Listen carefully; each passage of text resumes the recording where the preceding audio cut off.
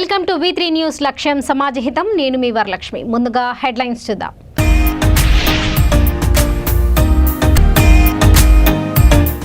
కుల వృత్తులకు జీవం పోస్తున్న కేసీఆర్ నేతృత్వంలోని బీఆర్ఎస్ సర్కార్. దేవాదాయ శాఖ మంత్రి ఇంద్రకరణ్ రెడ్డి స్పష్టీకరణ.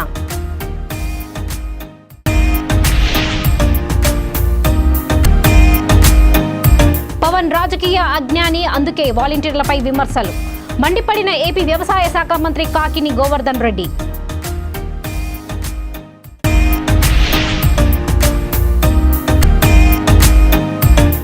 భద్రాచలం వద్ద స్వల్పంగా తగ్గిన వరద గోదావరి. జిల్లా కలెక్టర్ ప్రియాంక వెల్లడి.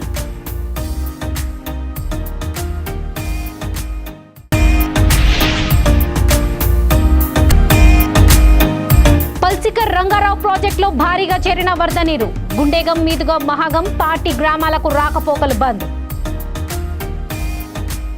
ఉమ్మడి ప్రభుత్వాల పాలనలో నిరాధారణకు గురైన కుల వృత్తులకు సీఎం కేసీఆర్ నేతృత్వంలోని బీఆర్ఎస్ ప్రభుత్వం జీవం పోస్తున్నదని దేవాదాయ శాఖ మంత్రి ఇంద్రకరణ్ రెడ్డి అన్నారు. నిర్మల్ సమీకృత జిల్లా సముదాయ కార్యాలయంలో బీసీ సంక్షేమ శాఖ ఆధ్వర్యంలో జరిగిన కార్యక్రమంలో 50 మంది కుల వృత్తుల లబ్ధిదారులకు ₹1,00,000 చెక్కులను ఆయన పంపిణీ చేశారు.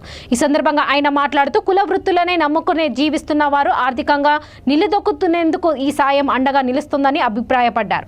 జిల్లాలో మొదటి విడతగా నియోజకవర్గంలో 50 మంది చొప్పున చెక్కులను పంపిణీ చేస్తున్నామని అన్నారు.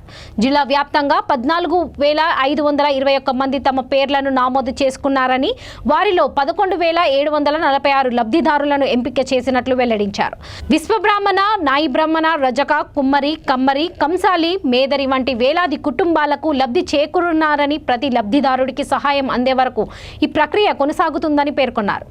తెలంగాణ రాష్ట్రంలో మన గౌరవ ముఖ్యమంత్రి కె. చంద్రశేఖరరావు గారి ఆధ్వర్యంలో కుల వృత్తులు చేసుకునేటువంటి కుటుంబాలకు, ఆ కుల వృత్తి చేసుకునే ఆధారపడి ఉన్నటువంటి వారికి ₹1,00,000 సహాయం చేయాలని చెప్పి ఒక చరిత్రాత్మకమైనటువంటి నిర్ణయం తీసుకున్నటువంటి ముఖ్యమంత్రి గారికి మనందరి తరఫున వారికి హృదయపూర్వకంగా ధన్యవాదాలు తెలియజేస్తూ,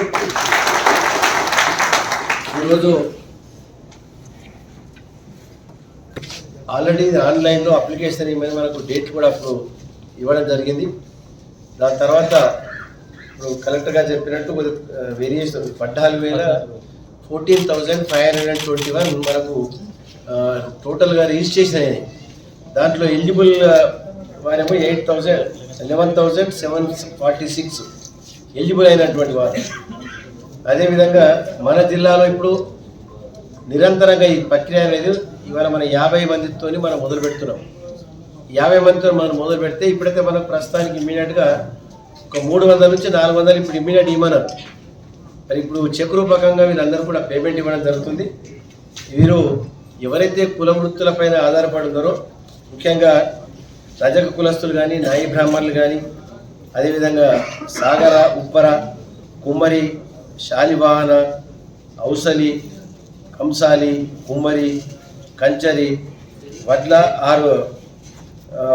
వడ్రంగి, శిల్పి, తర్వాత కృష్ణ బాలాజీ, పూసర్ల, అదేవిధంగా మేదర కులస్తులు, వడ్డర కులస్తులు, ఆర్యకట్క కులస్తులు, మేర కులస్తులు, మోస్ట్ ఎంబీసీ దాంట్లో దాదాపు 36 కులాలు ఉన్నాయి. దాంట్లో ఉపకులాలు వీరందరికీ ఇది వర్తింపజేస్తుంది. కాబట్టి ఇప్పుడు ఎవరైతే గుట్టలు అమ్ముకునే వాళ్ళు, కూడా కుండలు చేసే వాళ్ళు, వాళ్ళ కుల వృత్తులలో ఈ ₹1,00,000 జనసేన అధినేత పవన్ కళ్యాణ్ పై ఏపీ వ్యవసాయ శాఖ మంత్రి కాకిని గోవర్ధన్ రెడ్డి సీరియస్ అయ్యారు. నెల్లూరు జిల్లా మనుబోలు మండలం మనుబోలు సచివాలయం పరిధిలో జరిగిన జగనన్న సురక్ష కార్యక్రమానికి ఆయన ముఖ్య అతిథిగా హాజరయ్యారు.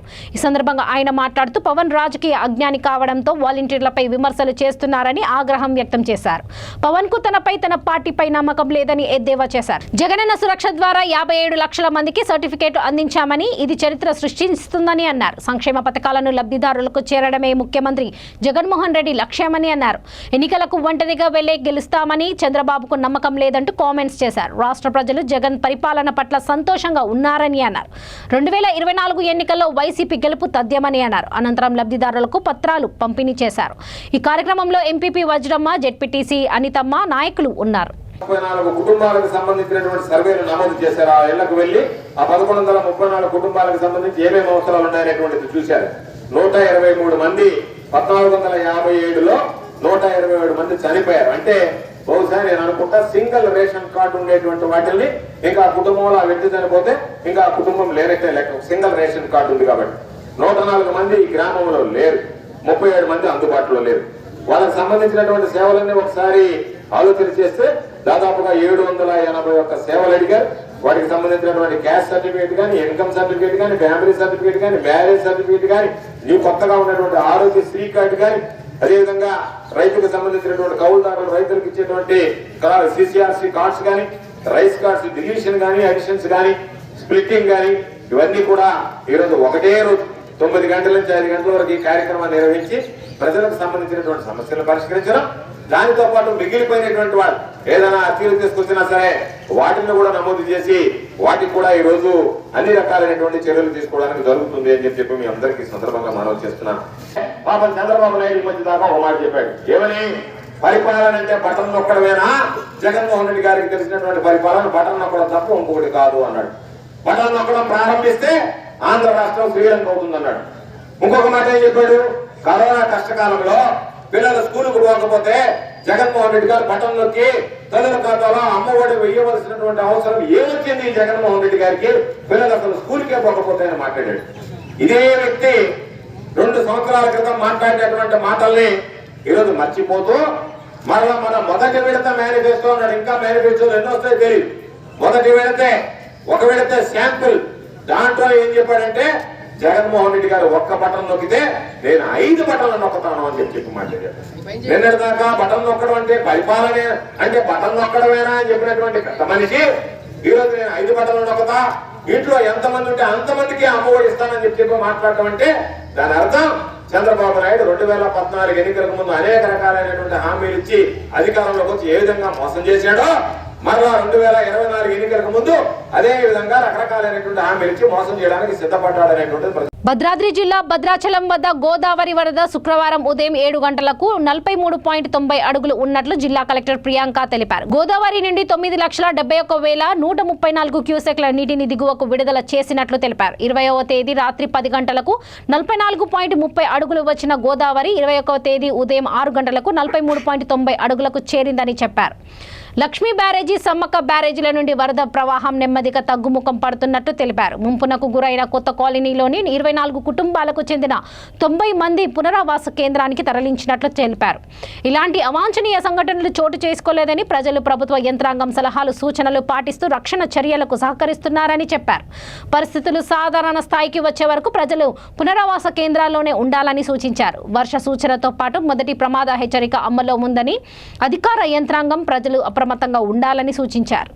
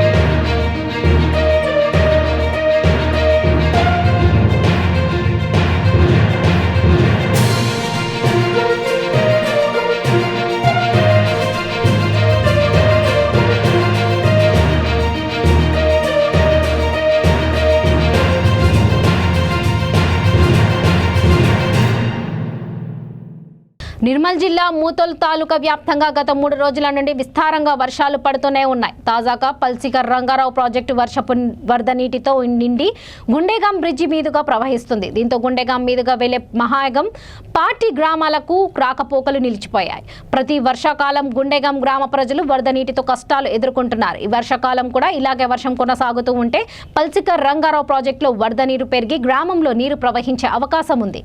మరోవైపు గడ్డెనవాగు ప్రాజెక్టులో వర్షపు నీరు నిండకుండలా కనిపిస్తుంది. ఈ నేపథ్యంలో ప్రాజెక్టును చూసేందుకు సందర్శకులు తాకిడి మొదలైంది.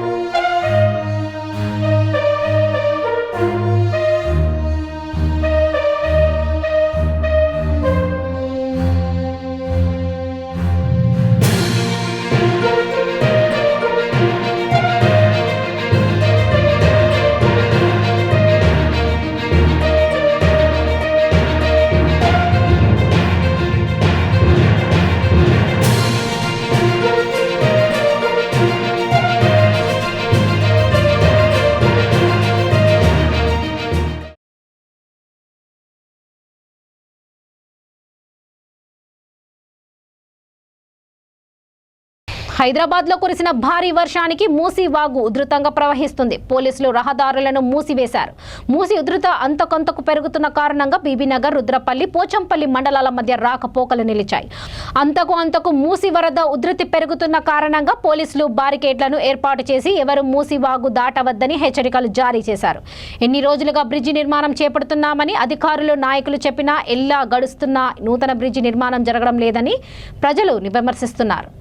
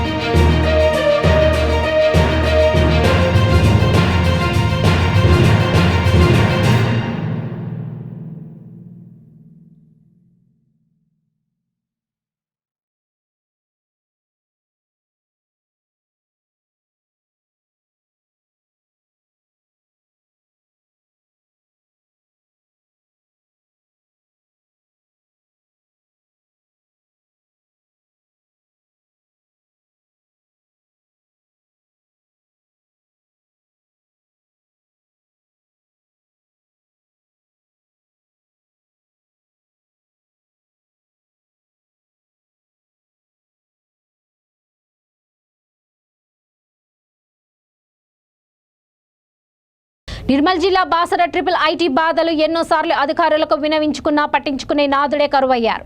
ఎందరికో తమ బాధలు వినవించుకున్నా సరస్వతి అమ్మవారు అయినా మీకు వినవించుకోలేదు. మీరు జ్ఞానం అందించే అమ్మగా తప్పులను క్షమించి పిల్లల బాధ తీర్చే విధంగా పాలకులను అధికారులను మేల్కోవలసిందని ప్రార్థన అంటూ కళాశాలలో చదువుతున్న విద్యార్థులు తల్లిదండ్రుల బాసర శ్రీ జ్ఞాన సరస్వతి అమ్మవారికి వినతి పత్రంగా ఓ లేఖను రాసి హుండీలో వేశారు.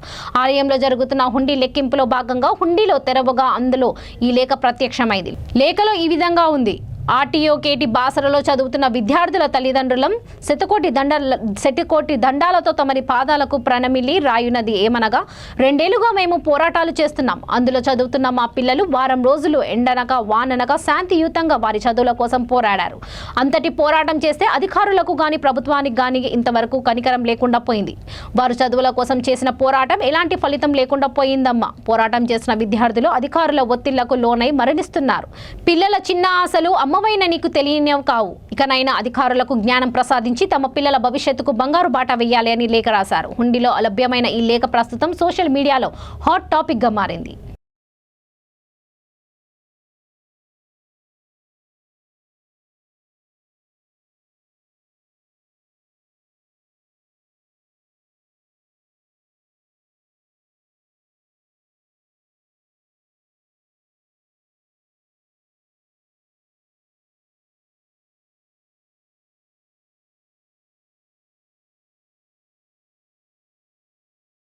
రంగారెడ్డి జిల్లా కోకాపేట్ మూవీ టవర్స్ లో బ్రాండెడ్ కార్లతో రేసింగ్ కు పాల్పడిన రేసర్లు స్థానికులను భయభ్రాంతులను గురిచేస్తున్నాయి. రై అంటూ మితిమీరిన వేగంతో కార్లు దూసుకుపోతున్నాయి. దాంతో స్థానికులు 100కు ఫోన్ చేసి పోలీసులకు ఫిర్యాదు చేశారు. హుటాహుటిన సంఘటన స్థలానికి చేరుకున్న పోలీసులు రేసింగ్ కు పాల్పడుతున్న వారిని అడ్డుకొని కార్లను సీజ్ చేశారు. కార్లను పోలీస్ స్టేషన్ కు తరలించారు. ఈ సందర్భంగా 6 అదుపులోకి తీసుకున్నారు. కేసు నమోదు చేసి దర్యాప్తు చేపట్టారు. పట్టుబడ్డ వారంతా బడాబాబులు పిల్లలుగా గుర్తించారు.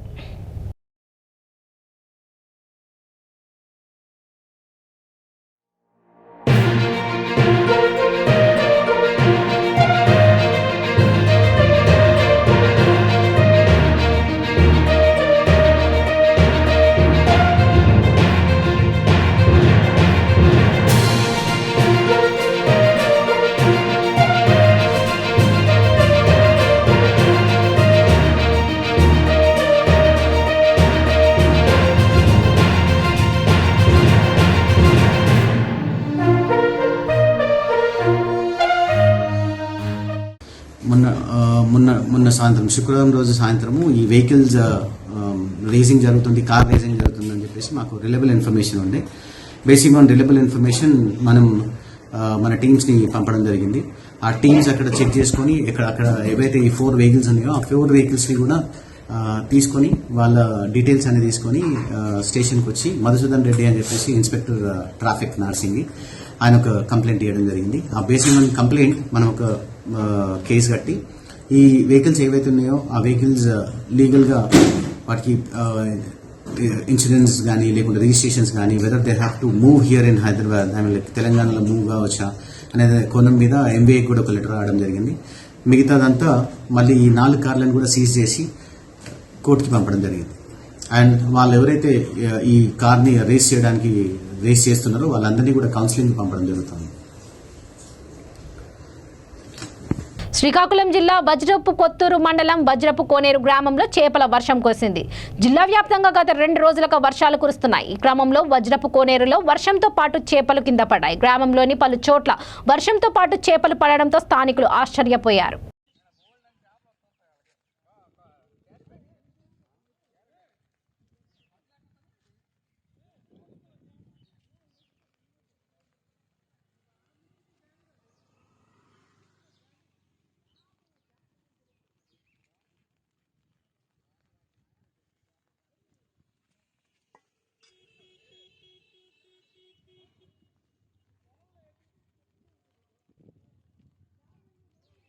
హైదరాబాద్ జీడిమెట్ల పరిధిలోని గాజుల రామారం వోక్షత ఎంక్లేవ్ కాలనీలో వరద ఉధృతంగా ప్రవహిస్తుంది. కాలనీకి ఎగువగా ఉన్న పెద్ద చెరువు నిండి అలుగు ద్వారా కింద ఉన్న వోక్షత్ ఎంక్లేవ్ కాలనీ రోడ్లన్నీ జలమయమయ్యాయి. వాహనాలు రాకపోకలకు తీవ్ర అంతరాయం ఏర్పడింది.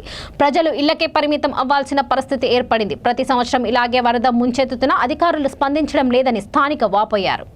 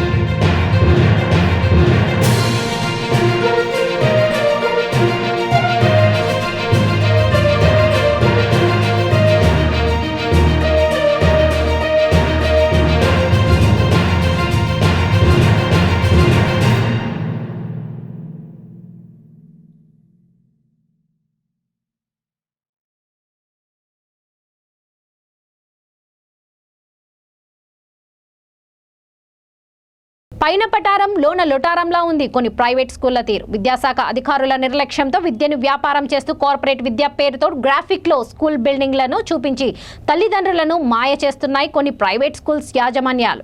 వివరాల్లోకి వెళ్తే రాజేంద్రనగర్ నియోజకవర్గం కింగ్స్ కాలనీ శాస్త్రిపురంలో ది ప్రోగ్రెస్ హై స్కూల్ పేరుతో నూతన స్కూల్ను ప్రారంభించారు. వేలాది రూపాయలు డొనేషన్లు కట్టి స్కూల్ బుక్స్, యూనిఫామ్ అన్ని స్కూళ్లలోనే తీసుకోవాలన్న నిబంధనలతో అడ్మిషన్లు చేసుకుని యథేచ్ఛగా స్కూల్ను నడిపిస్తున్నారు. తీరా చూస్తే అసలు ఆ స్కూల్కి ఇప్పటి వరకు హైదరాబాద్ జిల్లా విద్యాశాఖ అధికారుల నుండి ఎలాంటి అనుమతి లేదు. స్కూల్ బిల్డింగ్ కూడా నిర్మాణ దశలో ఉంది. అయితే నిర్మాణంలో ఉన్న బిల్డింగ్ సెల్లార్లో వరదల కట్టి క్లాసులు నడిపిస్తున్నారు. అడ్మిషన్ సమయంలో గ్రాఫిక్స్లో బిల్డింగ్లు చూపించి వేలల్లో ఫీజులు కట్టించుకొని ఇప్పుడు సెల్లార్లో పరదాలు కట్టి క్లాసులు చెప్పడం ఏంటని తల్లిదండ్రులు మండిపోతున్నారు. విద్యాశాఖ అధికారుల నిర్లక్ష్యం వల్లే ఇలాంటి స్కూల్స్ పుట్టుకొస్తున్నాయని, ఇంకా నిర్మాణంలో ఉన్న భవనాల్లో క్లాసులు నడిపిస్తున్న అధికారులు నిద్రపోతున్నారా అని ప్రశ్నిస్తున్నారు. ఇప్పటికైనా అధికారులు నిద్రమత్తు వదిలి తగిన చర్యలు తీసుకోవాలని డిమాండ్ చేస్తున్నారు.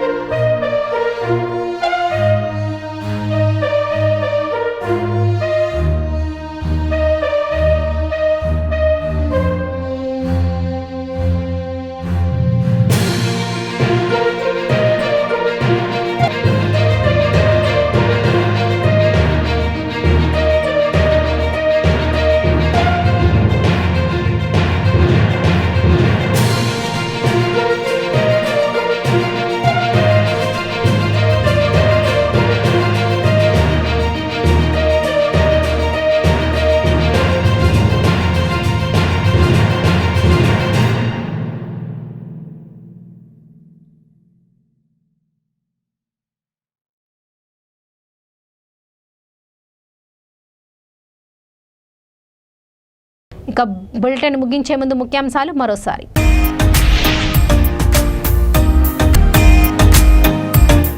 కుల వృత్తులకు జీవం పోస్తున్న కేసీఆర్ నేతృత్వంలోని బీఆర్ఎస్ సర్కార్. దేవాదాయ శాఖ మంత్రి ఇంద్రకరణ్ రెడ్డి స్పష్టీకరణ.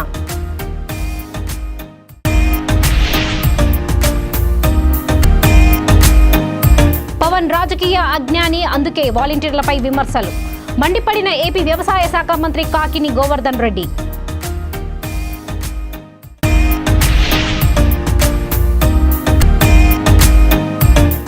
భద్రాచలం వద్ద స్వల్పంగా తగ్గిన వరద గోదావరి. జిల్లా కలెక్టర్ ప్రియాంక వెల్లడి.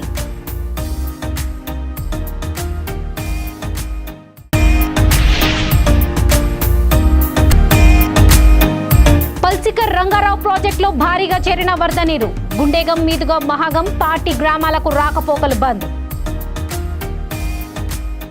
చూస్తూనే ఉండండి V3 న్యూస్, లక్ష్యం సమాజహితం. నమస్తే.